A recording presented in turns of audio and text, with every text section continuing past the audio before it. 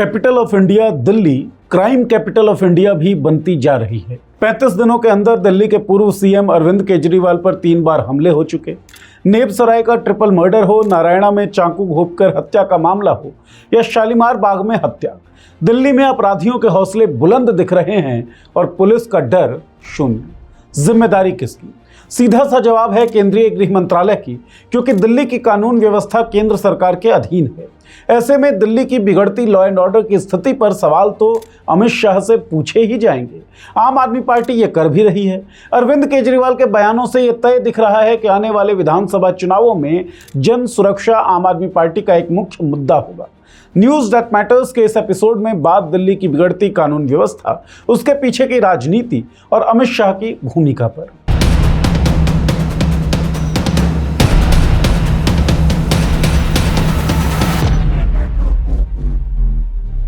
नमस्कार, मैं हूं नीरज और आप देख रहे हैं मॉलिटिक। आगामी विधानसभा चुनावों से पहले आम आदमी पार्टी जन सुरक्षा के मुद्दे पर बीजेपी को घेर रही है। दिल्ली के कानून व्यवस्था की जिम्मेदारी केंद्रीय गृह मंत्रालय के अधीन आती है। आम आदमी पार्टी प्रमुख अरविंद केजरीवाल और उनकी पार्टी के नेता दिल्ली में बढ़ते अपराधों को लेकर गृह मंत्री अमित शाह से इस्तीफे की मांग कर रहे हैं। दिल्ली से आम आदमी पार्टी के राज्यसभा सांसद संजय सिंह तो दिल्ली की कानून व्यवस्था को लेकर संसद में चर्चा को लेकर प्रस्ताव भी रख चुके हैं, लेकिन इसे निरस्त कर दिया गया। इकोनॉमिक टाइम्स में छपी एक रिपोर्ट के मुताबिक जनवरी से अगस्त तक के अपराधों को कवर करने वाली दिल्ली पुलिस के आंकड़ों के अनुसार 2024 में घरों को निशाना बनाकर किए जाने वाले अपराधों में तेजी से वृद्धि हुई है, जिसमें 2023 की तुलना में डकैती की घटनाओं में 23% और 2022 की तुलना में 46% की वृद्धि हुई। पिछले साल की तुलना में चोरी की घटनाओं में भी 25.2% की वृद्धि हुई, जो 2002 की तुलना में 60% की चिंताजनक वृद्धि है। पिछले साल की तुलना में इस साल हत्या के प्रयासों में 18% की वृद्धि देखी गई है। वर्ष 2024 में अगस्त महीने तक भारतीय दंड संहिता और भारतीय न्याय संहिता के तहत कुल 1,74,253 अपराध दर्ज किए गए। इनमें 308 हत्याएं, 1034 डकैती, फिरौती के लिए 6 अपहरण और 144 जबरन वसूली के मामले शामिल हैं। इकोनॉमिक टाइम्स की इस रिपोर्ट के हिसाब से दिल्ली के निवासी स्ट्रिक्ट लॉ इन्फोर्समेंट और इफेक्टिव पुलिसिंग की मांग कर रहे हैं, जबकि रिटायर्ड अधिकारी बढ़ते हुए क्राइम रेट से पार पाने के लिए एक व्यापक दृष्टिकोण की बात कर रहे हैं। आंकड़ों के हिसाब से केंद्रीय गृह मंत्रालय और मंत्री अमित शाह दिल्ली की कानून व्यवस्था संभालने में नाकाम दिख रहे हैं। इस मुद्दे पर आम आदमी पार्टी के संयोजक केजरीवाल का कहना है कि अमित शाह और बीजेपी ने पूरी दिल्ली को गुंडे और गैंगस्टर के हवाले छोड़ रखा है। अमित शाह दिल्ली की कानून व्यवस्था की जिम्मेदारी नहीं उठा पा रहे हैं, उन्हें इस पद से इस्तीफा दे देना चाहिए। दिल्ली में बीते कुछ दिनों में हुई आपराधिक घटनाओं के बाद केजरीवाल पीड़ित परिवारों से लगातार मिल रहे हैं। ऐसी कुछ घटनाओं का जिक्र हम आगे कर रहे हैं। 25 नवंबर को पंचशील पार्क में एक 64 वर्षीय बुजुर्ग की हत्या हुई। 30 नवंबर को पश्चिमी दिल्ली के नारायणा इलाके में पार्क से गुजरते समय एक युवक की चाकू घोंपकर हत्या कर दी गई। 6 महीने पहले उसके भाई की हत्या भी कुछ इसी तरह की गई थी। हालांकि पुलिस का कहना है कि दोनों मौतों के जुड़े होने की कोई जानकारी सामने नहीं आई, लेकिन फैक्ट ये है कि 6 महीने के अंदर एक ही परिवार के 2 लोगों की हत्या हुई है। पुलिस सुरक्षा देने में नाकाम रही है। इस मामले में पुलिस ने 2 नाबालिगों को पकड़ा है। खैर, अरविंद केजरीवाल पीड़ित परिवारों से मिलने पहुंचे, जिसके बाद उन्होंने कहा गृह मंत्री अमित शाह को इस्तीफा दे देना चाहिए। 1 दिसंबर, इस दिन दिल्ली के अलग अलग इलाकों में 3 लोगों की हत्या और एक व्यक्ति की हत्या की साजिश का मामला सामने आया। उत्तर पश्चिमी दिल्ली में 38 साल के एक डिलीवरी पार्टनर की हत्या कर दी गई। रोहिणी के प्रशांत विहार इलाके में एक युवक की हत्या की गई। पूर्वी दिल्ली में गीता कॉलोनी फ्लाईओवर के पास एक युवक मृत पाया गया, जिसकी हत्या गला काटकर की गई। 3 दिसंबर की सुबह मंगोलपुरी इलाके में एक 19 वर्षीय युवक की 3 लोगों ने कम से कम 6 गोलियां मारकर हत्या कर दी। मृतक की पहचान पंकज के रूप में हुई। वह मंगोलपुरी के एक्स ब्लॉक का रहने वाला था और एक गारमेंट फैक्ट्री में काम करता था।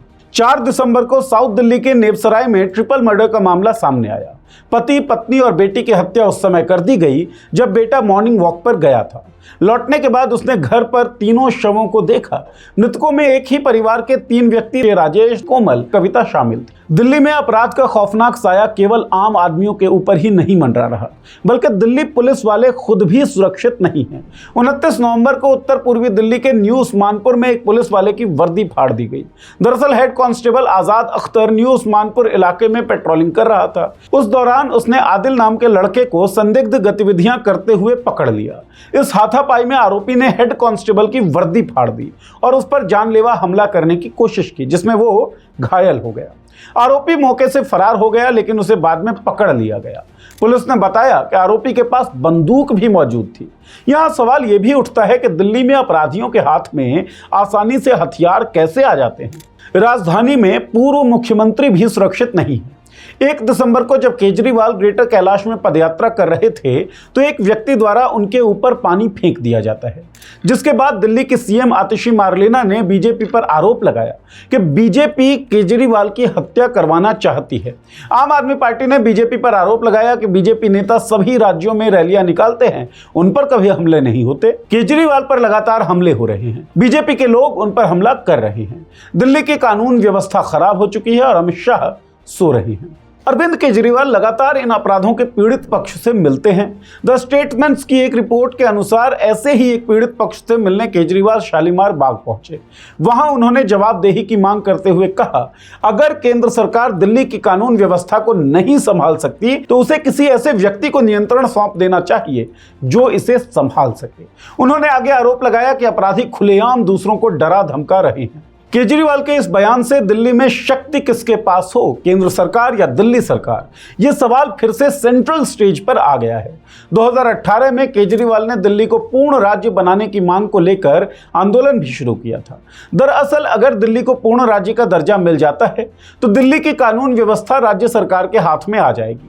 पूर्ण राज्य ना होने के कारण दिल्ली सरकार को अगर कोई फैसला लेना होता है तो एलजी से बिल पास कराना होता है, जिसको लेकर दिल्ली में कई बार आम आदमी पार्टी सरकार और एलजी के बीच टकराव देखा गया है। इस बार आम आदमी पार्टी पब्लिक सेफ्टी को मुद्दा बना रही है। पार्टी ने पोस्टर भी जारी किया जिसमें दिल्ली में रेप हत्या की घटनाएं बढ़ती हुई दिख रही हैं। पोस्टर में गृह मंत्री अमित शाह के घर से कुछ ही दूरी पर गैंगस्टर क्राइम की घटना भी दिखाई गई है। पिछले 3 महीनों में यमुना पार में हुए कई गैंग वॉर में 20 लोगों की जान चली गई। एक तरफ केजरीवाल कानून व्यवस्था को लेकर बीजेपी को टारगेट कर रहे हैं तो बीजेपी भी आम आदमी पार्टी पर दिल्ली में कानून व्यवस्था बिगाड़ने का आरोप लगा रही है। नॉर्थ ईस्ट दिल्ली के बीजेपी सांसद मनोज तिवारी ने आम आदमी पार्टी को घेरते हुए कहा कि दिल्ली में कानून व्यवस्था बिगाड़ने का काम आम आदमी पार्टी कर रही है, जो अपराधियों का मनोबल बढ़ाती है। जब भी दिल्ली पुलिस किसी अपराधी को पकड़ती है और वो कोर्ट में पेश होता है तो सरकारी वकील उसकी पैरवी करते हैं, जो आम आदमी पार्टी की सरकार द्वारा नियुक्त किए जाते हैं। ये दुखद है कि सीसीटीवी फुटेज में जो लोग हत्या करते हुए दिख रहे हैं उन्हें भी आम आदमी पार्टी के तंत्र के द्वारा जमानत दिलाई जाती है।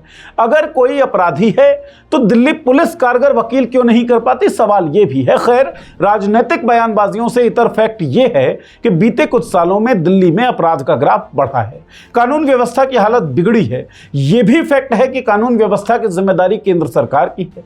तो सवाल केंद्र सरकार से पूछे ही जाएंगे, क्या कैपिटल ऑफ इंडिया को क्राइम कैपिटल ऑफ इंडिया में बदलते हुए देखने के अलावा और कोई विकल्प जिम्मेदार मंत्रालय, मंत्री और अधिकारियों के पास नहीं है? ये एक बड़ा सवाल है जिसका जवाब उन्हें देना चाहिए। आपको क्या लगता है, दिल्ली की जो कानून व्यवस्था है और लगातार जो अपराध बढ़ रहे हैं कानून व्यवस्था के बिगड़ने के कारण, उसका जिम्मेदार कौन है? आपकी क्या सोच है? इस वीडियो के कमेंट बॉक्स में लिखें, हमें बताएं। कुछ सुझाव हो तो वो भी लिखकर भेज दें और इस चैनल को सब्सक्राइब कर लें ताकि इस तरह की वीडियो आप तक पहुंचती रहे। बहुत बहुत शुक्रिया।